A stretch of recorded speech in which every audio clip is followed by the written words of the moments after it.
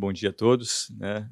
Primeiro gostaria de agradecer o convite, né, para mim é uma honra poder palestrar aqui, nesse seminário do Patrimônio Histórico e Cultural Católico.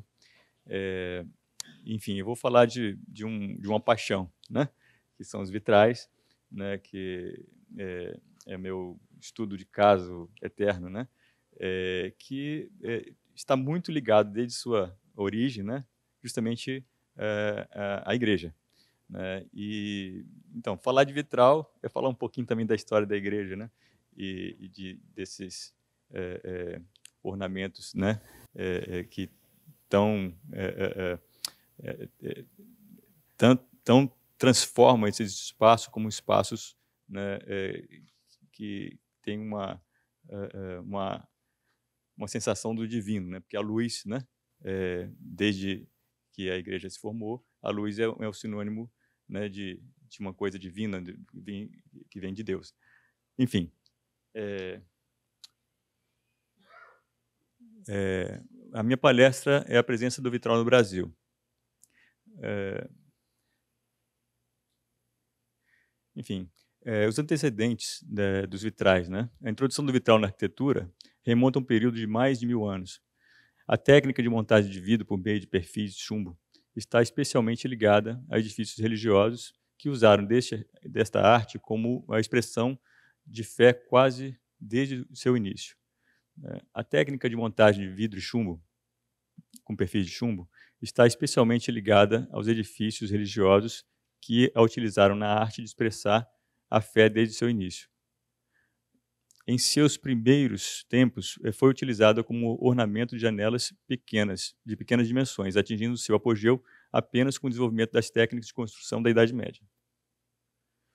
Então, assim, aí é um esquema, né, de como o vitral ele começa a ganhar uma relevância grande no período gótico, com a tecnologia da construção. Então, novos elementos arquitetônicos como arcos ogivais, abóbadas de nervuras, arco-botantes, contrafortes, começam a deslocar e a equilibrar as cargas do telhado para o exterior da edificação, ao mesmo tempo em que se permitiam uma maior elevação dos edifícios, liberavam as paredes de sua função estrutural, dando oportunidade para ampliação dos vãos em janelas e rosáceas. A utilização de grandes vitrais como um elemento de fechamento é uma das características mais importantes da arquitetura gótica. Então, os vitrais coloridos também transformaram o interior das catedrais da época, criando uma atmosfera mística e um ambiente adequado para a experiência individual da fé, acrescentando uma qualidade sagrada e intangível ao elemento arquitetônico estudado. Então, assim, esse período, né, os vitrais contribuíram muito com essa sensação do divino dentro da arquitetura, no caso da arquitetura das igrejas. A partir desse apogeu, né, você começa a ter um período de declínio, que vai do século XVI até o século XVIII. Então, muito a ver com a reforma protestante, né, e com a, a ideia de que os ícones, né, não deveriam ser mostrados. E em alguns lugares, inclusive, né, tiveram, como esse exemplo, né, a destruição da Catedral de Nossa Senhora de Antuérpia, em 1566, demonstra, né, um momento de tensão muito grande. Independente também disso, os estilos, né, a forma com que o interior dos templos começam a trabalhar de uma outra forma, contemplando mais a luz clara, né, e essas cores dos vitrais, eles já não eram interessantes para mostrar, né, a arte a partir do século XVI. Então, nesse momento, né, o que nós temos aqui no Brasil? No Brasil colonial, justamente a partir do século XVI até o século XVIII, ele coincidiu com o declínio da utilização dos vitrais. Por isso, nós não temos aqui vitrais muito antigos, né? Fora em alguma coleção, né, de museu, né, existe inclusive na própria UFRJ um vitral datado do século XVI, mas que vieram em uma coleção a partir do século XIX. Enfim, o ressurgimento da utilização dos vitrais ele começa a partir do estudo da arquitetura gótica, né? A partir do final do século XVIII. E com o início dos estudos, né, das técnicas, ao longo da primeira metade do século XIX, né, começou-se a compreender, né, como que esses vitrais eram executados, aliado também à tecnologia dos vidros, que já estavam sendo mais preparados na sua resistência e nas suas dimensões. Então, facilitou o ressurgimento, né, de indústrias que, no primeiro momento, se preocuparam em restaurar aqueles elementos antigos, mas logo surgiu, assim, foi visto que era um nicho que poderia ser trabalhado com novos vitrais para novas igrejas. Então, a primeira menção de algo que possa parecer com vitrais aqui no Brasil, né, tem lá nos idos de meados do século XVIII, né, quando já a partir do início do século XVIII já tinha uma indústria de vidros, né, com vidraceiros, inclusive. Então, tem uma menção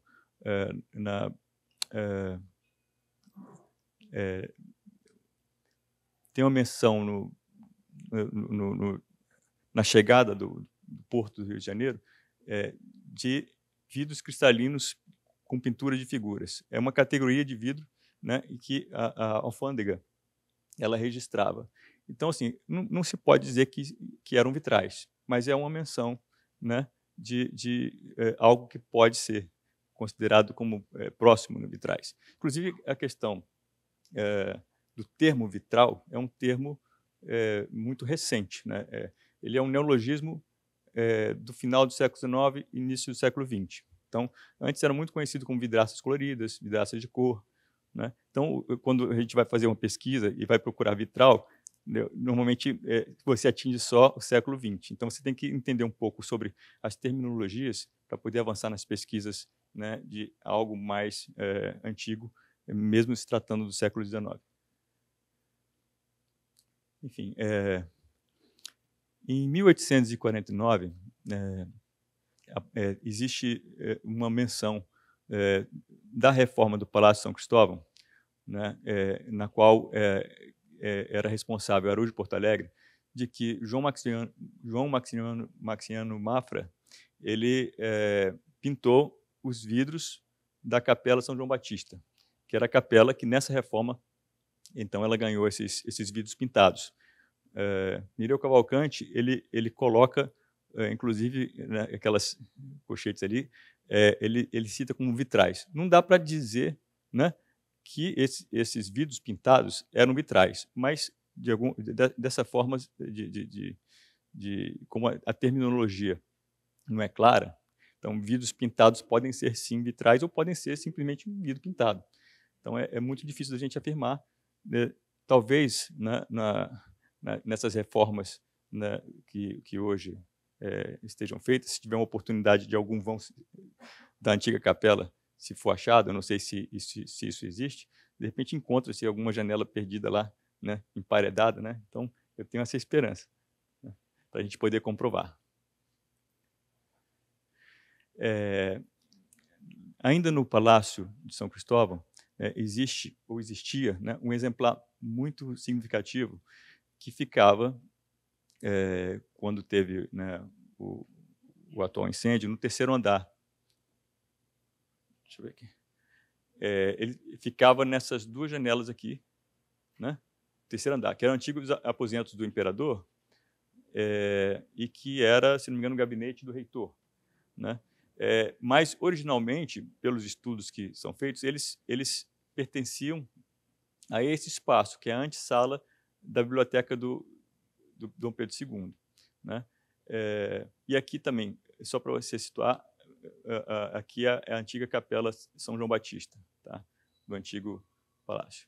Então, esses vitrais, eu tive o prazer de conhecê-los, de registrar, mas, infelizmente, eu não pude ampliar a pesquisa, então eu fiquei sem saber do ano e a autoria. Mas, sim, só para vocês conhecerem, né, o que já está perdido, infelizmente, mas o registro está feito, né, são 2 conjuntos de vitrais relacionados à cultura italiana, né? Então, Dante Alighieri e sua musa inspiradora, Beatriz, né? E Torquato Tasso e Eleonora. Então, esses 4 vitrais, são 2 portas, eles ficavam, então, na quinta e, com incêndio, isso foi perdido. Bom, o primeiro, assim, o mais antigo vitral que conhecemos até agora, instalado em uma edificação, né, fica no Palácio do Catete, né, a antiga residência do barão de Nova Friburgo. Esses vitrais foram instalados durante a construção e remontam à data de 1862. Então, assim, para quem tem a curiosidade de conhecer, aqui é a escadaria, né? A escadaria, existem esses 4 vitrais, né? E o vitral também lá do teto, né? Esses 4 vitrais, eles têm uma curiosidade, porque 2 deles estão emparedados. Esses aqui estão emparedados. Esses aqui são chamados, eles são, se não me engano, eles chamam de Galeria dos Vitrais, que você, chegando no pavimento superior, você é convidado, virando à esquerda, né, de conhecer os vitrais, mas esses outros vitrais, na reforma de 1890 e poucos, para a ida a transformação do palácio como palácio presidencial, né, eles foram emparedados, foi feita uma pintura, né, no caso, no Salão Veneziano, né, e esses vitrais, eles estão como se fossem painéis para a escada. Inclusive, quando eu fui lá estudar esses vitrais, os próprios pesquisadores do museu, né, né, se perguntaram, assim, ficaram curiosos, porque para eles eram um painel e não um vitral. Realmente é um painel que está pintado. Sim, sim, ele tem uma motivação clássica, né, meio pompeano, né, muito bonito. Eu vou mostrar um detalhe, né? Aqui é o vitral que é visto, né, da Galeria dos Vitrais, e aqui a assinatura, né, que é de George Fischer, de Berlim. A data aqui é difícil de você ver, é 1800, parece que tem uma... entra aqui, mas pela pesquisa que eu fiz, essa data é 1862. Então, é um tipo de vitral muito bem feito, muito elaborado, com muitos esmaltes, né, e remonta esse momento de que a escola de Munique, né, que é conhecida, ela começa a produzir muitos vitrais nessa categoria, com vidros maiores, né, dissimulando os chumbos, né? Você quase não percebe onde está o chumbo, né? E com o desenho muito bem elaborado. Nesse mesmo período, né, existiu aqui no Rio de Janeiro a primeira fábrica de vitrais conhecida. Então, como eu falei, a terminologia não é de vitrais, mas numa notícia do jornal, né, da revista A Semana, de 1866, né, a gente pode ver como eles eram mencionados. Então, tivemos o prazer de ver, há poucos dias, cultivar-se um novo ramo de negócio artístico que, de certo, merece a coadjuvação do público. São vidros pintados em todas as cores, com desenhos em fumo e coloridos, que, pela extraordinária transparência, se distinguem dos cozidos ao forno. Aturam, está com a grafia da revista, por isso que está assim, aturam qualquer influência do tempo. são trabalhos que é preciso ver. Os autores, senhores irmãos Romegiali, mostram seus trabalhos com a melhor da boa vontade no Cais da Glória, número 30. Eu não conheci nenhuma edificação que tenham algum vitral assinados por Romegiali. Não sei nem se eles assinavam. Então, ficou só na questão documental, né, e se descobrir se a partir do inventário, a partir da continuidade das pesquisas, se eles deixaram algum vitral até os nossos dias. Né? Eu tinha esperança aí, citando também o Outeiro da Glória, tinha um vitral ali, né, na parte de trás. Então, como ali pertinho, né, eu fico pensando, será que foi sepultado? Será que esse vitral está ali dentro? Será que pode ser do Romegiali? Então, são perguntas que a gente faz, né, e fica esperando, né? Aí, a partir da segunda metade do século XIX, já mais no último quarto, começa a se intensificar a utilização dos vitrais, né, o comércio de vitrais. Então, essa reportagem é curiosa porque ela aguça, né, as pessoas a adquirirem os vitrais. Então, ultimamente na Europa, estão em moda nas habitações de luxo os vidros pintados.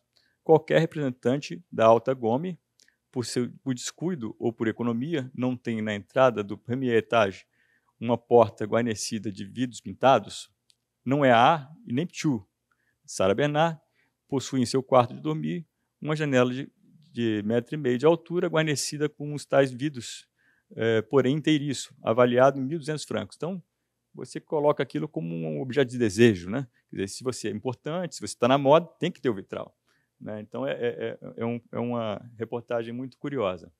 E aí ele cita aqui que, no Rio de Janeiro, o primeiro edifício que usou a novidade foi o Clube Beethoven. A gente sabe, né, pela pesquisa, que não foi, mas para vender o vitral, né, você, né, fala isso como uma grande novidade. Né? E aí, nesse período, a gente começa a perceber que as antigas igrejas começam a adotar os vitrais como uma forma de modernização. Então, aqui são duas imagens da Igreja de São Francisco de Paula, Largo São Francisco, no Rio de Janeiro. E na primeira imagem, que é de 1865, tem as vidraças brancas, né, transparentes, né? E já em 1888, em nova imagem, depois de uma reforma e modernização da fachada da igreja, já é possível verificar, né, a presença dos vitrais. Então, já assim, em 1888, esses vitrais já estavam aí. Né? Isso aqui é uma imagem de 2 dos vitrais. Eu não tenho o terceiro vitral, mas são vitrais trazidos da Alemanha, né, que, embora nós tivéssemos o Romegiali, né, assim, foi muito breve a distância deles. A pesquisa que eu fiz, parece que ele ficou ativo apenas 3 anos, quando você tinha que adquirir um vitral nesse período, né, não tinha outro jeito senão importar. E muitos desses vitrais eles eram importados principalmente da Alemanha, que tinha uma indústria mais preparada para exportação também, e francesas também. São vitrais da Alemanha e da França que nos chegaram com força no século XIX, no último quarto do século XIX. Outro grande exemplo de grande importância no seu conjunto de vitrais do século XIX é a Igreja Imaculada Conceição, na Praia de Botafogo. Eles têm um total de, se não me engano, 19 vitrais, e são vitrais vindos de Lyon, na França, do vitraísta Lucien Begulli. Essa encomenda foi a maior encomenda desse ateliê, né, que ele produziu em todo o seu período de produção. Ele cita nos seus escritos. Né? Isso aqui foi uma contribuição que eu fiz a partir do contato com os familiares do Lucien Begulli, de hoje, né, que ele mantém um site, e quem quiser colocar Imaculada Conceição Begulli, é fácil de achar. Aí entra nessa página. Cada vitralzinho desse, quando você aperta, ele aumenta, ele amplia, Então, isso dá com facilidade, vocês podem conhecer em qualquer parte do mundo. Inclusive, quando eu estava fazendo a pesquisa, né, na especialização que foi feita na Estácio, foi a partir daí que a gente ampliou o contato, ele estava em busca desses vitrais perdidos, porque ele colocou no site: se alguém souber dos vitrais no Rio de Janeiro, né, do Begulli, avise aqui. Aí, eu pesquisando, vi que tinha assinatura, entrei em contato, e aí teve um intercâmbio muito interessante. Bom, esses vitrais, eles são, conforme eu falei, eles são feitos de vidro e chumbo, todos importados da França. Isso aqui é a fachada lateral da igreja, onde essa fachada, aí vou adiantar um pouquinho, esse conjunto de vitrais, ele tem um lado da epístola, que conta a história de Maria, o lado do Evangelho, que conta a história de Jesus, e existem outros pontos, né? A primeira missa no Brasil, né? O dogma da Imaculada Conceição, o nome da igreja, né? O nome do colégio é Imaculada Conceição, e uma coisa curiosa, né? Que os vitrais do eixo, né, da rosácea e do vitral do altar-mor, o principal, eles fazem menção, né, ao Sagrado Coração de Jesus. Só que o nome da igreja é Imaculada Conceição.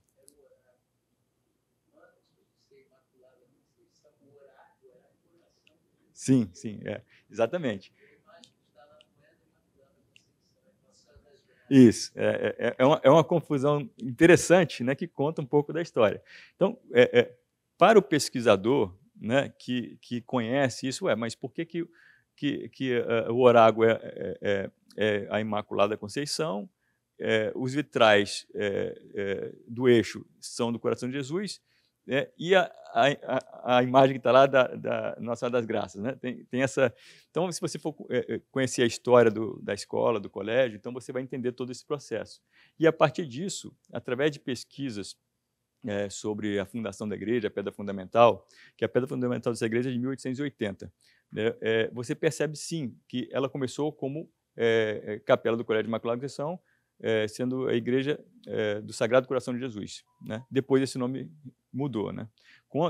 A irmã Inês, que eu conheci muito bem, e ela conta uma história de que parece que a imagem do Sagrado Coração de Jesus não deu no nicho, o nicho era pequenininho, a imagem bem grande, que está lá ainda, né? E aí colocaram Nossa Senhora das Graças. E como o colégio é Imaculada Conceição, a igreja ficou conhecida como Igreja da Imaculada Conceição, né?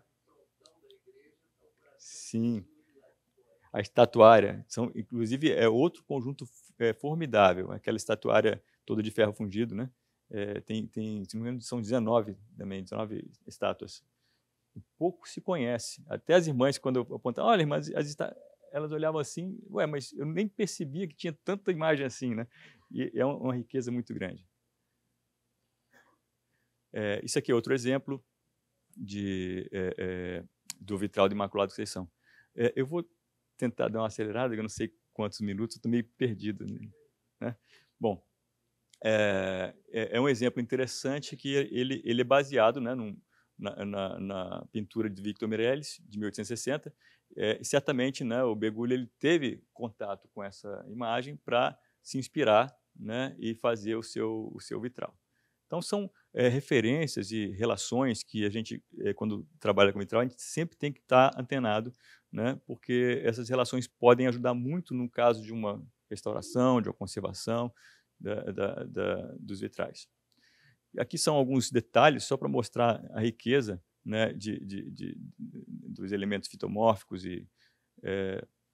que existem na Imaculada Conceição, uma riqueza muito grande, uma luminosidade muito brilhante, né, e que dá sempre prazer da gente entrar na igreja e admirar, né, e acompanhar, inclusive, né, a narrativa, as narrativas, que praticamente um livro que você, né, acompanha, né? Inclusive, eu sugeri até, na ocasião, já tem alguns anos, que pudesse ser feita uma missa, né? De repente, cada dia, né, contar uma história relacionada ao vitral, que é uma sequência. Exatamente. Sim, uma catequese. Sim.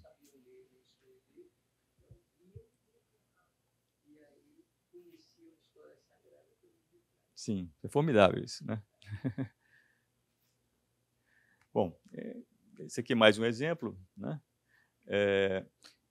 Outro importante conjunto que nós temos está na Igreja da Candelária.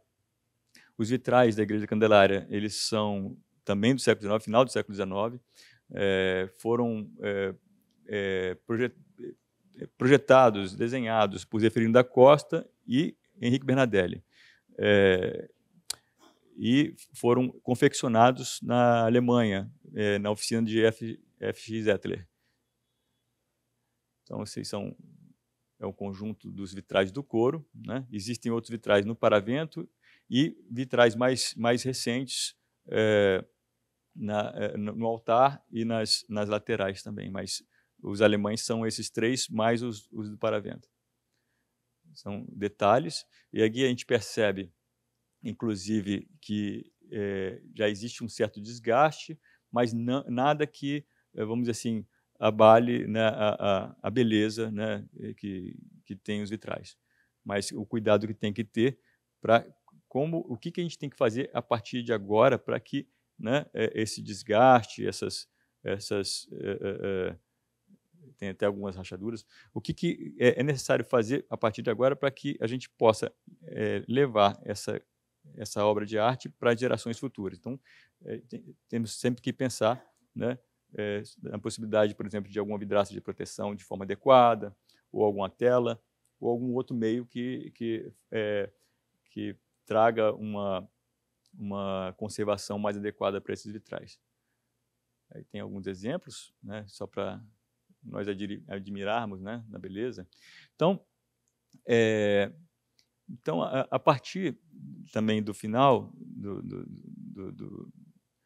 da década de 1880, surge a mais famosa e mais contínua, digamos assim, casa de vitrais brasileira, que é a Casa Conrado. A Casa Conrado ela teve seu início em 1889 e por 3 gerações de Conrado, né, era o pai Conrado, filho Conrado, neto Conrado, né, Solzhenitsyn, não sei se é assim que fala, né, eles conseguiram fabricar vitrais de altíssima qualidade, sempre aliados também com artistas, principalmente na primeira metade do século XX, né, aliados a artistas modernistas, inclusive, né, sempre trabalhando com a técnica, mas também, né, com apoio de artistas de renome. Então, essa casa ela é muito uma das a nossa mais importante casa de vitrais que já existiu, né, e que com a aposentadoria do então Conrado III, em 1989, completou 100 anos do vitral do vitral da Casa Conrado. Existe até um trabalho da neta do Conrado que trata sobre essa casa, a história. Bom, a partir da renovação, da entrada do século XX, da renovação urbana que ocorreu primeiramente no centro, mas também com a feira de 1908, começa a criar uma apresentação para o público em geral dos vitrais. Então, é nesse momento que surge, inclusive, a categoria de premiação das oficinas de vitrais. E nesse evento de 1808, tanto a Casa Conrado quanto o Ateliê Formenti receberam medalhas de honra, né, sobre o trabalho deles. Então, as disposições elas foram muito importantes para a disseminação do gosto, da vontade e aguçar as pessoas a adquirirem os vitrais, não só para igrejas, mas também para suas residências. Você viu. E aí, nesse período, início do século XX, eu vou mostrar alguns exemplos de de vitrais que eu considero importantes, né? Aqui a Igreja Bom Pastor, na Tijuca, não sei se vocês conhecem, vale a pena ir. Entendeu? Tem um conjunto de 50 janelas, cada janela tem 3 vitrais, são vitrais pequenos, mas são trabalhados de uma forma muito bem feita, né? Então, esse aqui é o Bom Pastor, né? Ele fica acima da porta de entrada principal da capela. Esse é um detalhe dele, né? Esses vitrais, eles não têm assinatura, mas fazendo uma comparação com um cartão é o desenho que serve de base para elaborar os vitrais. Então, fazendo a comparação desses vitrais com os vitrais da Igreja de Santo Afonso, que foram adquiridos no mesmo período, e lá tem a assinatura da Maier de Munique. Então, o mesmo, por exemplo, o mesmo São Pedro, você vê que é a mesma feição, o mesmo desenho do São Pedro daqui. O São Pedro do Bom Pastor com o São Pedro da Igreja de Santo Afonso. Então, por atribuição, né, a gente pode afirmar que esses vitrais são da Casa Maier de Munique. Então, alguns exemplos da beleza que tem esses vitrais, né? Imagina 50 janelas, cada uma com um tema diferente, né? Vale a pena ir, mas leva o binóculo, porque muitos estão em cima e as janelas são pequenas, né? A delicadeza, detalhe. Merece um inventário, né? E aqui a Igreja de Santo Afonso, como eu falei, né? Ela tem também, da mesma forma, um desenho que é muito próximo, né? Os traços muito próximos do que foram feitos para a Igreja Bom Pastor, só que aqui tem a assinatura Maier de Munique, né? E a gente consegue atribuir, então, em função dessa semelhança. Aqui o São Pedro. Pena que eu não trouxe o São Pedro da Bom Pastor, mas é o mesmo São Pedro, entendeu? Ele muda um pouquinho a cor da roupa, do manto, né? Mas assim, você percebe que é o mesmo São Pedro. Isso aqui é o Teatro Municipal, também um importante conjunto do início do século XX, e foram também fabricados pela Maier de Munique, e se não me engano foi em 1908, né? Mas foi inaugurado em 1909. Eles fazem uma alusão às musas inspiradoras, né? E todo o conjunto, né? Ele é regido pelo então, né? O deus Apolo, né? E que ele rege as musas inspiradoras, né? É uma musa da música e, enfim. Então, nessa feira de 1908, né, a gente tem a primeira menção ao ateliê Formente, como eu falei, né? Então, assim, isso aqui é um detalhe do vitral da exposição de 1908, né? Da revista Fonfon, né? E uma propaganda de 1910 do Ateliê Formente. Nas publicações, quando a gente vai pesquisar, eles atribuem o Ateliê Formente como tendo sido iniciado em 1918. Mas, através da pesquisa, a gente viu que já em 1908 ele tinha uma empresa registrada, em função, inclusive, da feira. Foi registrado, ele tinha uma oficina na General Gomes Carneiro 20, que é ali do lado onde tem a Light, né? Era uma rua, agora mudou de nome. Né? E aqui uma outra propaganda do Conrado, né? Essa propaganda também do início do século XX, e esse vitral, né, da propaganda a gente conseguiu encontrar, né, que é na igreja de São Joaquim, né, que a antiga igreja de São Joaquim foi demolida, né, para alargar a rua, esqueci o nome da rua. Não, é da Light ali. Marechal Floriano, né, ela foi demolida para alargamento, e em torno de 1907, 1908, né, foi construída uma nova igreja, e esses vitrais guarnecem, então, o paravento. Entendeu?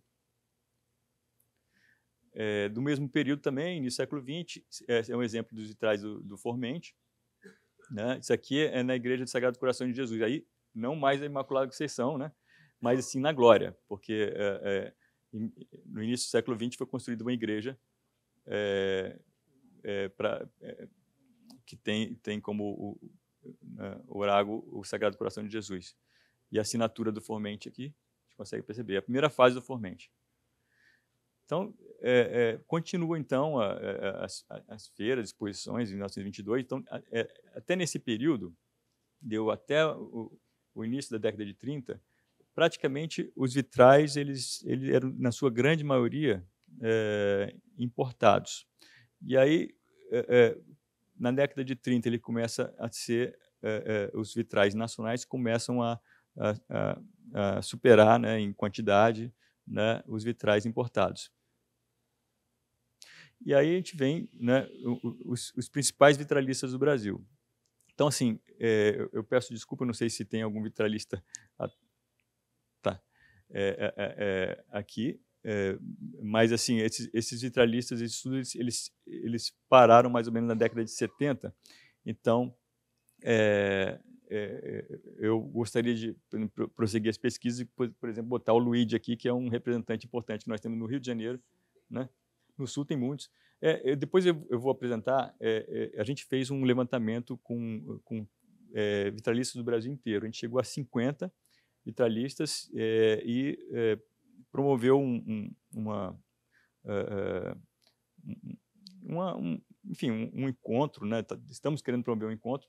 Desses 50, 33 já responderam, né? O problema todo desses vitralistas mais modernos, eles têm a técnica, mas muitas vezes falta a mão de obra de artistas que façam a reprodução como ela deve ser feita. Os vitrais figurativos hoje, eles são uma temeridade, porque então, pelo às vezes eles não conseguem reproduzir a figura, a imagem. Como a proposta da igreja é uma proposta justamente de catequese, surgiram primeiro esses vitrais catequéticos que traduziam cenas da Sagrada Escritura. Depois entraram os vitrais devocionais, que são as imagens dos santos, das santas, como você falou lá na Imaculada Conceição. Nós temos as duas coisas, né? Temos os vitrais catequéticos e temos os vitrais devocionais. Sagrado Coração de Jesus e tantas outras coisas. O desafio hoje, para a indústria dos vitrais, porque virou uma indústria, é justamente esse. Como adequar a arte, que é escassa, com o fator econômico, produção. Entende? Isso é a morte da arte. Quando você prioriza a produção, você cai na qualidade da arte.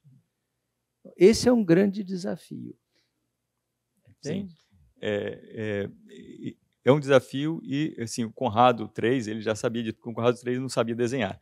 Então, o que ele fazia? Ele se aliava a artistas, né? Então, assim, os artistas faziam os desenhos, né? E a partir dos desenhos dos artistas ele fabricava o vitral. É claro que a autoria, nesse caso, a gente chama de uma coautoria, porque o artista vem, né, com a necessidade, com o desejo.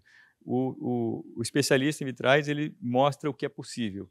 E aí, nesse conjunto de trocas, cria-se um vitral, né, com dupla assinatura. Então, esse realmente não é de hoje que vitralistas que têm assim, um tino mais, uma visão mais comercial, mais, eles sabem que ele tem que se aliar, né, ao artista. Existem, sim, artistas vitralistas. O próprio Lawrence Reimar, né, o Johannes Lawrence Reimar, que é filho do Lawrence, ele até hoje ele é um artista e faz seus vitrais. Então, assim, é raro isso, mas tem, né?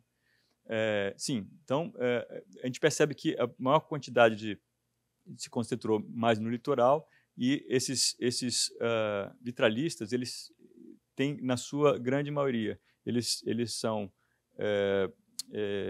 italianos ou alemães, né? Eu vou tentar acelerar um pouquinho e vou mostrar um pouco de cada ateliê desses, né? Então, esse aqui é o Conrado III, ele já faleceu, né? Então, são os três Conrados, né? E suas atuações, né? Algumas obras importantes. Aqui no mercado municipal de São Paulo, na década de 30, onde o vitral brasileiro começa a trazer o cotidiano, né, nacional. Então, é um período muito nacionalista também, né, que remonta ao trabalho. Então, no caso, os vitrais, os artistas, eles souberam explorar bem, né, essa temática, né, na ocasião. Então, para quem não conhece, isso aqui aqui na Igreja dos Capuchinhos, na Tijuca, são vitrais da Casa Conrado, mas são assinados também por Carlos Oswald. Esse desenho do Carlos Oswald. Oi? O desenho. Ah, bom saber, eu não sabia. Eu vi na Igreja dos Capuchinhos tem acho que uma cópia, né, desse quadro. Aqui também da Casa Conrado, são vitrais da Igreja Cristo Redentor, já com um desenho mais meio cubista, né, mais voltado para um desenho mais moderno, né? Esse aqui é o Ateliê Formente. Isso aqui é a contribuição do Formente na Igreja da Candelária, que no altar existe um vitral ali, que foi feito pelos Formente. Isso aqui é o César Formente, Gastão Formente, que o Gastão Formente foi muito mais conhecido porque ele foi cantor da rádio, né? Então, todos os vitrais que foram feitos por Formente sempre são atribuídos ao Gastão Formente. Mas quem tinha mais, vamos dizer assim, quem iniciou o vitral foi o César, e na morte de César, em 1944, Gastão parou de fazer vitral, se dedicou mais às pinturas que ele gostava mais, pintura de paisagem, né? Então, também do Formente, da primeira fase dele, né? Esse aqui é no Tribunal de Justiça, aqui perto, né? Na Avenida Rio Branco. Palácio Laranjeiras, também o vitral de 1910 do Formente, Ateliê Formente. Esse vitral aqui é do Ateliê Formente, mas com desenhos do Carlos Oswald. Também Carlos Oswald trabalhou com alguns vitralistas, com a Casa Conrado, com Formente, e teve outros vitralistas também que ele trabalhou.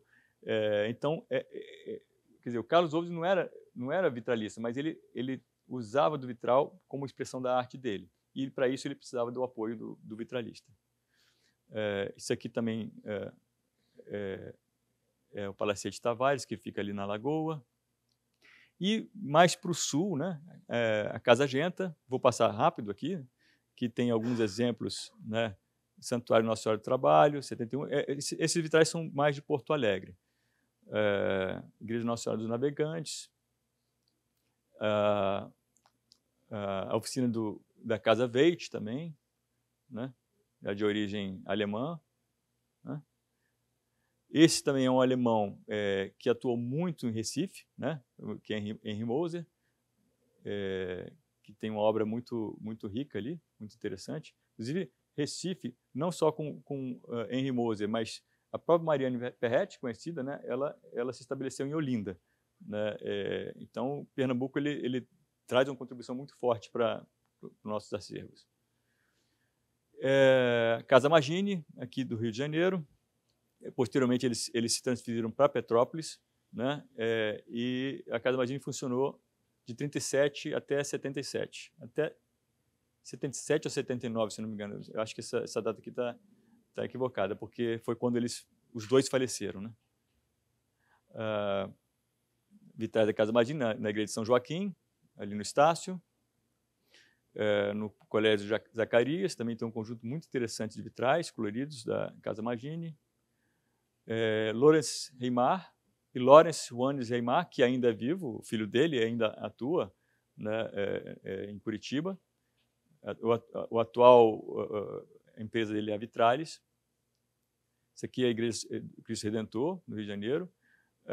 Os vitrais da Catedral Metropolitana de São Sebastião, na edição de 76, foi um desafio muito grande. E esses vitrais eles têm uma particularidade muito importante, porque o artista, ele, além de fazer o desenho, ele fabricou os vidros e fabricou o vitral. Então, é sui generis. Essa obra é uma obra monumental muito importante para a história dos nossos vitrais. E são vitrais de cimento, né? São vitrais feitos de vidro de 1 polegada de espessura, né? Em francês chama dalle de verre, o nome que dá. E tem, enfim, são gigantescos, todos conhecem, né? São um dos vitrais os maiores vitrais que existem até hoje. Isso aí é na ocasião do projeto, né? Os desenhos do projeto da Catedral Metropolitana, que foi um desafio muito grande. A assinatura, né, da Artesul, com um detalhe aí de um dos vitrais. Um trabalho muito interessante deles, que é na Caixa Econômica lá do Distrito Federal. Cada vitral desse ele remonta a um estado. Na ocasião 78, não tem Tocantins, claro, nem Roraima, né, que era território, né, mas tem todos os estados representados daquele período. Muitas cores, muita riqueza, vidros muito bem elaborados. E a nossa grande mestre aí, que até hoje é tida como vitrais contemporâneos que merecem sempre uma reverência, né, que é a Mariane Perretti, que infelizmente nos deixou ano passado, né, que faleceu, já não tão ativa, mas sempre ligada à questão da arte, e nós tivemos o prazer, em 2014, de trazê-la, né, num evento e homenageá-la aqui no Rio de Janeiro. Então, para quem não conhece, esses vitrais eles foram confeccionados, foram feitos em 89, mas foram refeitos em 2011, 2012, por aí. Acho que a Concrejato, né, trabalhou aqui contratando o Luigi. Vitral também da capela do Palácio de Aburu, muito interessante. E a Mariane, ela se preocupava em fazer um vitral que não era aquele vitral com um quadro na parede, ela interage com o espaço e ela modifica o ambiente, né, de uma forma muito importante. Painel do Senado, alumbramento, Memorial JK, muito importante, para quem for visitar Brasília, recomendo. Panteão da Pátria, são trabalhos da Mariane Perretti. Isso aqui é uma residência em Brasília. Esses vitrais, eles, volto a dizer, eles não são planos, eles têm, né, vários níveis. E, enfim, para concluir, eu vou só passar 2 informes, né? Primeiro, dizer que, para proteger, né, os vitrais, ou qualquer obra de arte, ou qualquer patrimônio, nós temos que conhecer. E, para conhecer, temos que inventariar. Então, é muito necessário, né, é extremamente necessário que nós conheçamos e trabalhemos no inventário dessas obras, para que a gente possa ter o registro, né, e auxiliar em um momento de necessidade na sua recuperação. Com isso, o trabalho que foi feito no mestrado, que a gente apresentou uma ficha de inventário, e o E-Commerce Brasil disponibiliza para quem quiser, né, fazer um inventário, né, essas fichas, para que seja feito um trabalho. E hoje nós temos um trabalho iniciado, né, o inventário dos vitrais da província eclesiástica do Espírito Santo. A partir dessas fichas, né, começou, né, o trabalho, né, que a partir da Diocese de Cachoeira de Itapemirim e vai nas demais dioceses. Esse trabalho ele começou, ele não tem data para terminar, mas ele vem já tendo seus resultados. Aqui é uma ficha, né, de uma das primeiras igrejas, né, e tem, então, como objetivo, valorar e proteger a arte sacra dos vitrais da província eclesiástica do Espírito Santo, né? E para isso, né, assim, a gente quer conhecer o acervo do estado e o estado de conservação das igrejas, dos vitrais das igrejas, criar um banco de dados, subsidiar as pesquisas de ações de conservação e restauro, promover e divulgar a arte do vitral sacro capixaba, orientar voluntários para a realização de registros vitrais através de uma metodologia específica. Então, fica disponível para quem desejar, quiser. O e-commerce Brasil ele auxilia nesse inventário com informação, mas é uma coisa que pode ser feita, inclusive, com a participação da comunidade. E, por último, né, só informar que esse cadastro nacional de fabricantes de vitrais, onde identificamos 50 profissionais, e desses 50, a gente fez um cadastro no Google Forms, 33 já deram, né, o seu retorno, né, com o intuito de conhecer e promover o setor vitralista brasileiro, né? E com isso eu me despeço.